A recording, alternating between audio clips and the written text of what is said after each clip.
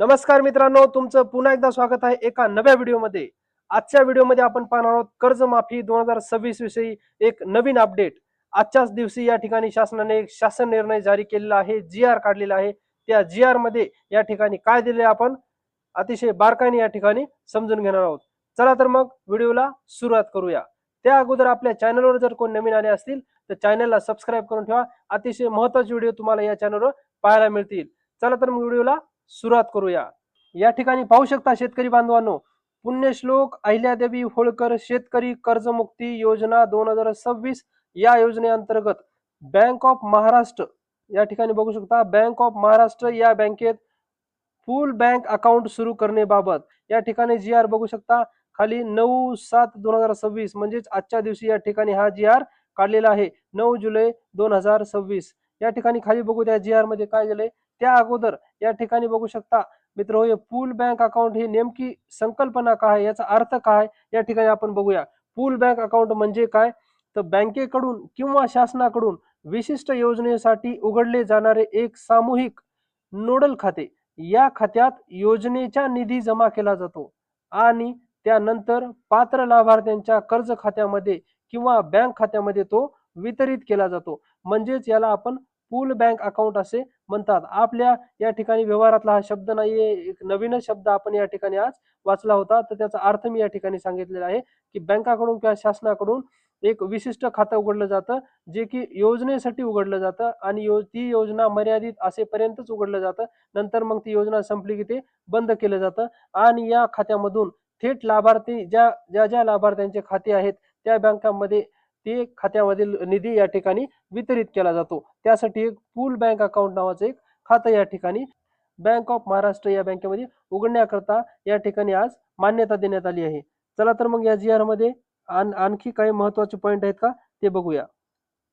या ठिकाणी बघू शकता, पुण्यश्लोक अहिल्यादेवी होळकर शेतकरी कर्जमुक्ती योजना 2026 या योजनेची अंमलबजावणी करण्याकरता महा आय टी या संस्थेची नियुक्ती करण्यात आली असून योजनेची अंमलबजावणी ऑनलाईन संगणकीय प्रणालीद्वारे करण्यात येणार आहे. या ठिकाणी बघू शकता, महा-आय-टी ही संस्था या ठिकाणी निवड करण्यात आलेली आहे आणि पूर्ण प्रक्रिया ही ऑनलाईन संगणकीय प्रणालीद्वारे कर्जमाफीची होणार आहे. त्याचबरोबर या प्रणालीमध्ये शेतकऱ्यांच्या आधार क्रमांकावर आधारित संगणकीय संस्करण या ठिकाणी करण्यात येऊन पात्र शेतकऱ्यांची निवड या ठिकाणी बघू शकता, पात्र शेतकऱ्यांची निवड करण्यात येणार आहे. या ठिकाणी महा-आय-टी ही या ठिकाणी संस्था निवड करण्यात आली आहे. त्याद्वारे ऑनलाईन संगणकीय प्रणालीद्वारे या ठिकाणी ही कर्जमाफीची प्रक्रिया पार पडणार आहे आणि पात्र शेतकऱ्यांची निवड सुद्धा या ठिकाणी या महा-आय-टी द्वारे होणार आहे. महा-आय-टी या संस्थेमार्फत पात्र शेतकऱ्यांच्या थेट बँक खात्यात ऑनलाईन पद्धतीने डीबीटीद्वारे लाभांची रक्कम हस्तांतरित करण्यात येणार आहे.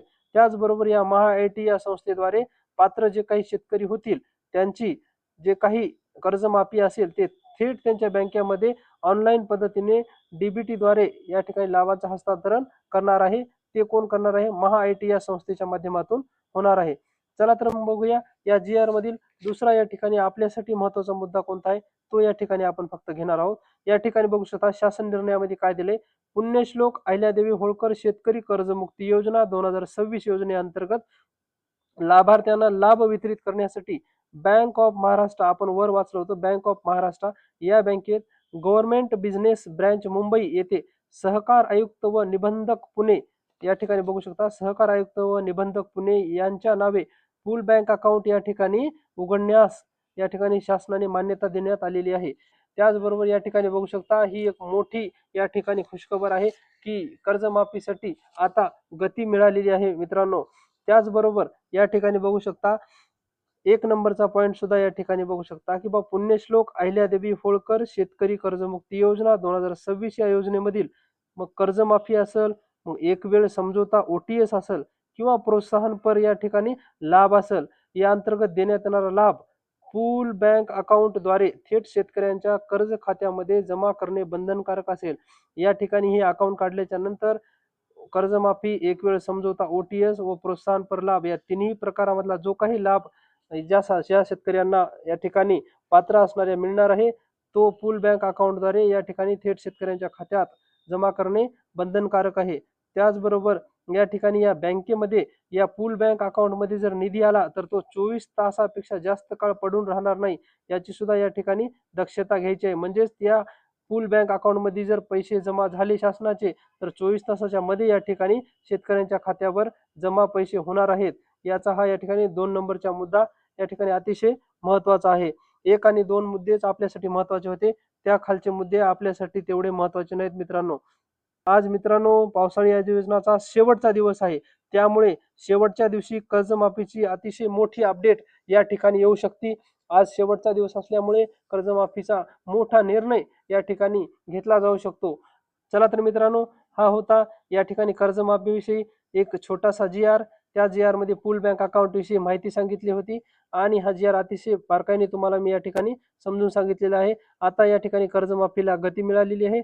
चला तर मग अशाच नवीन कर्जमाफीबद्दल आणि नवीन इतरही योजनाबद्दल माहिती घेण्याकरता आपल्या चॅनलला सबस्क्राईब करून ठेवा. चला तर मग भेटूया पुन्हा एकदा एका नव्या व्हिडिओसह. तोपर्यंत जय हिंद, जय महाराष्ट्र.